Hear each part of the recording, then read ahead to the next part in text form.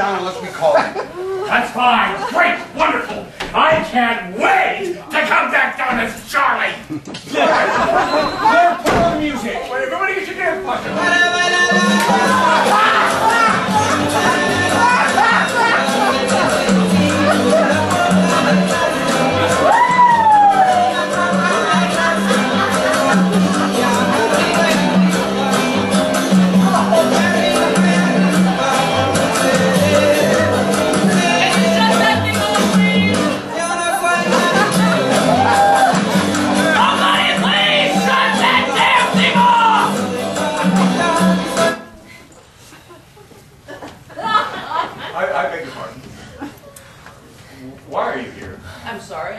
Bust the door open.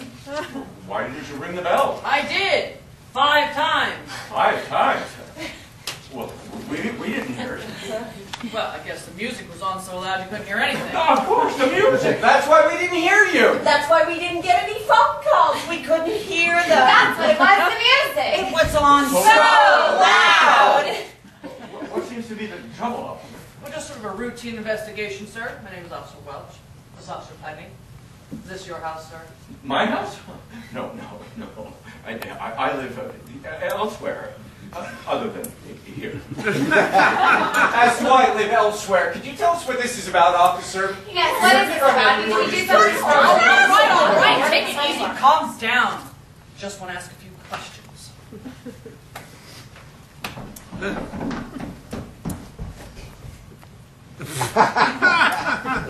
May I ask who the owner of this house is? We'd be delighted to tell, officer, but I believe it's customary first for you to inform us as to why these questions are being asked of us.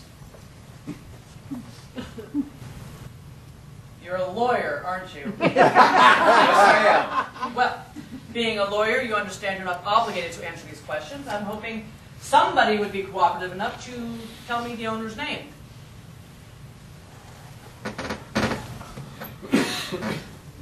Brock. Charlie Brock. Could you tell me if Mr. Brock is home at present? I'm not sure. Chris, is Charlie at home? Charlie? I think he went to walk the dog. Then he'll be back soon. I don't think so. It's dachshund. They take very small steps. He's home. He came back, officer. Well, can I possibly see Mr. Brock for a moment? Well, it's an awkward time, officer. As you can see, we're celebrating a party. Yes, I've noticed. What's the occasion? The 10th wedding anniversary of Charlie and Myra Brock. I wouldn't be long. I just need a minute of his time. Well, unfortunately, Mr. Brock is asleep. Asleep? In the middle of his anniversary party? He was feeling depressed, so he took a sleeping pill. Well, could I see Mrs. Brock? Mrs. Brock is not here. She's not. That's why Mr. Brock is depressed. Where is she? Her father broke his hip, and she had to take him to the hospital. During her anniversary party? Couldn't somebody else take him to the hospital? Her father lives in California. It has to do with cousins, warts, and hips. It's very complicated.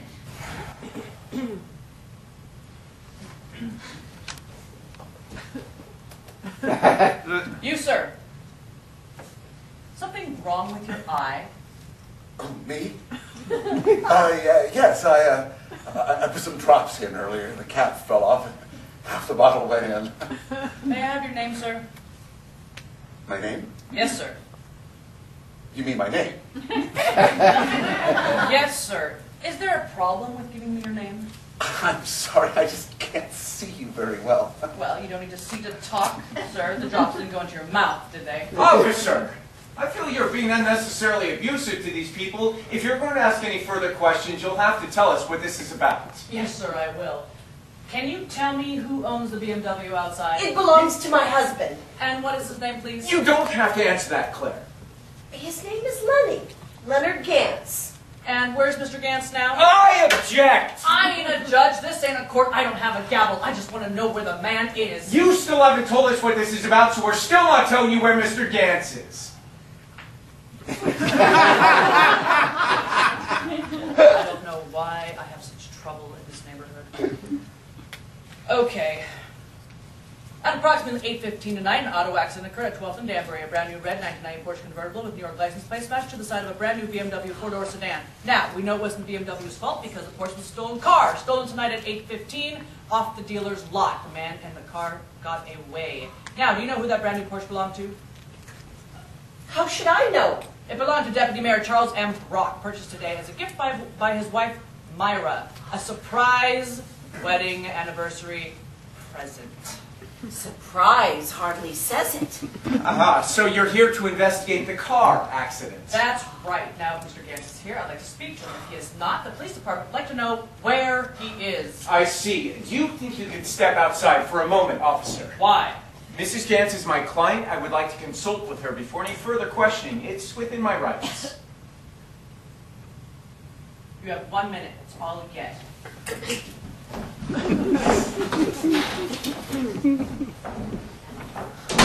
All right, quick, we don't have much time. One of us has to be Lenny. What are you talking about? The woman doesn't even know about the gunshot. She just wants to talk to Lenny about the car accident, but Lenny can't be Lenny because we need him to be Charlie in case she wants to talk about the new car, and Charlie can't be Charlie because he's got a bullet hole through his ear.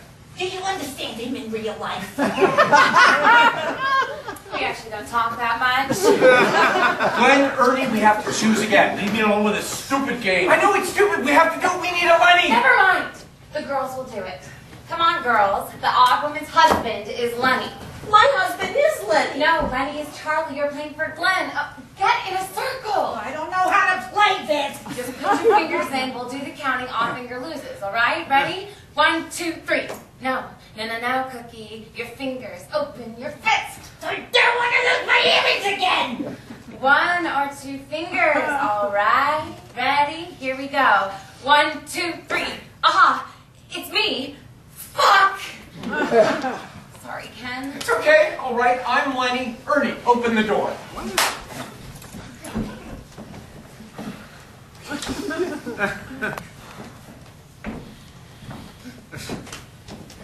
Well, I'm glad to see you're not dancing again. Now, where's Mr. Leonard Gantz? He's right here in this room, officer. I am Leonard Gantz. You are? Yes. How come it took you a whole minute to think of your name? Never rush your answers. Harvard Law School. Never trust a man who doesn't know if he's here or not. Police Academy.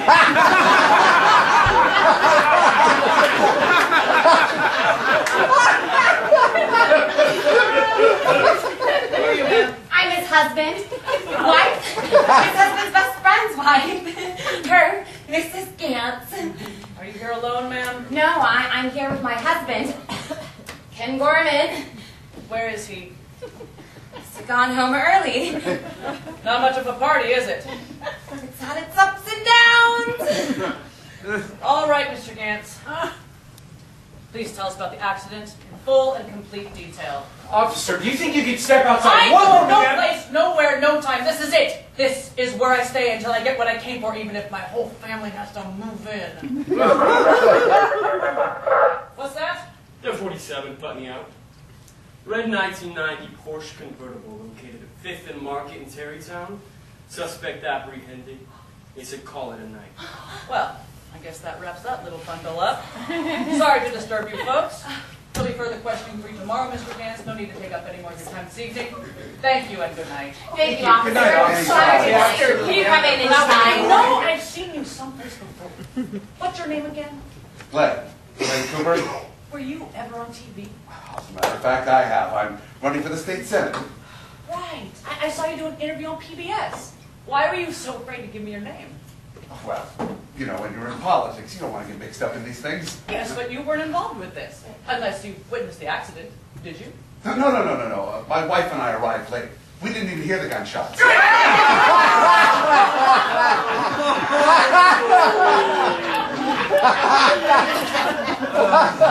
What gunshots? I said, what gunshots?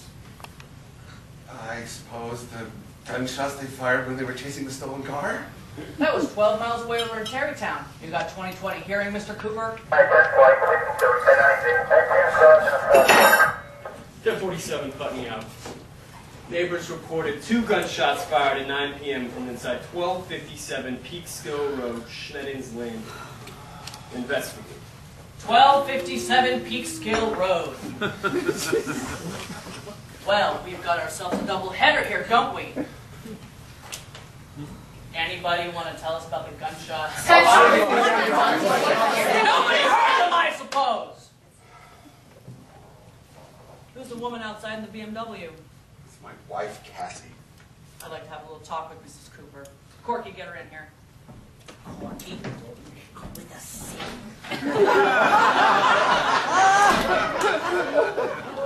Looks to me like you all had a fine dinner. I'd like to speak to the help, please. There is no help. And who did the cooking? I did. What is your name? Corky.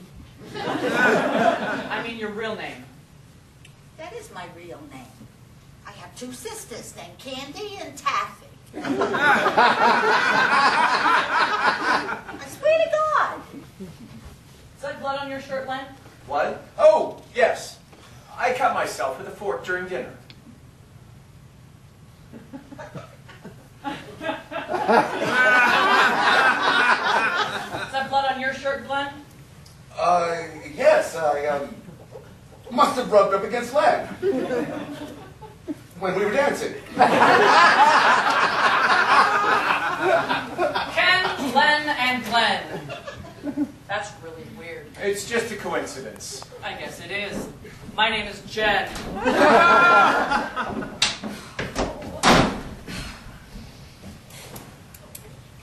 Are you all right, Mrs. Cooper? I'm not pressing any charges.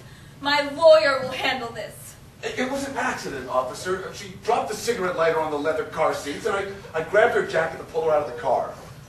How did you get that nasty blow on your nose? My wife was hanging up the phone in the dark, and my head was a little too low. My, we've got a lot of cartoon humor in this case, don't we? Are you hurting too, ma'am? I just have a chronic back spasm.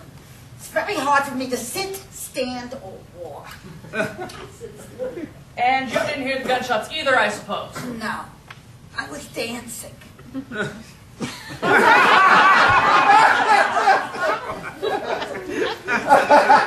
back. To think I was almost out the door with this one. Mrs. Gorman.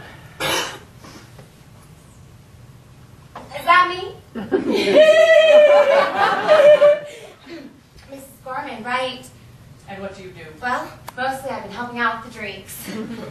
Your occupation. Oh, nothing. I mean, not nothing. I'm a liar, a lawyer, and I'm a mother. I have 2 children, a boy and I have 1 child. I'm sorry. I am very nervous. You and everyone else, ma'am. I'm going to say something now that's not really a part of my official capacity. But I don't believe one goddamn thing I've heard in this room. I think there were gunshots here tonight. I think someone, or everyone, is trying to cover something up. A man gets hit in the nose. Another man stabs himself with a fork. Someone's BMW gets smashed up. The host takes a short-legged dog for a walk, then falls asleep. The hostess takes her father to a hospital in California with a broken hip. Nobody hears 2 gunshots because everyone is dancing, including a woman named Cookie who's been cooking all night who can't stand or walk.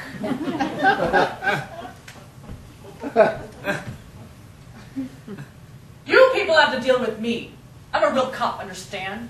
I'm not someone named Elmer that your kids watch on the Disney Channel. Now I want some real answers, intelligent answers, believable answers, and answers that don't make me laugh. But first, I want to see Mr. Charlie Brock and find out what the hell is going on here, including the possibility of him having 2 bullet holes in him. Now, I will give you 5 seconds to go get him, or I will take 2 seconds and go up these stairs and find him. Don't mess with me. I'm so close to a promotion I can smell it! And I'm not screwing it up with this case. Do I start counting, or do I start climbing up steps? It's up to you. Oh, okay. Wait a second. Just wait a second. Okay, just wait. Wait a second. Ernie, Ken, I mean Len. I think it's time we brought Charlie down here, don't you? Definitely. Absolutely.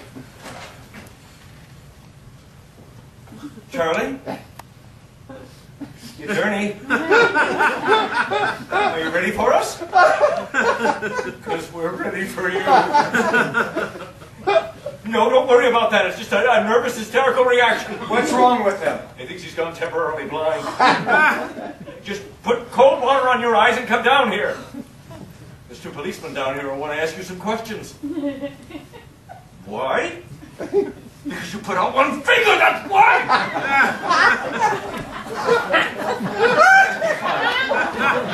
Come in.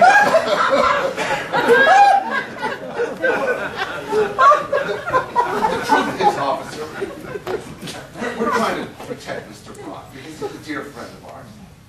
But we know that we're all in jeopardy if we withhold the truth.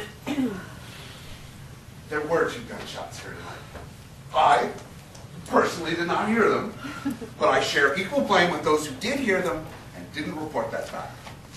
Despite the fact that I didn't hear them. Stop helping so much, Glenn. Nevertheless, Mr. Brock is willing to tell us a full and complete story, the details of which none of us have heard before. About the missing servants, about the disappearance of his wife, Myra, and about the 2 gunshots, which I didn't hear.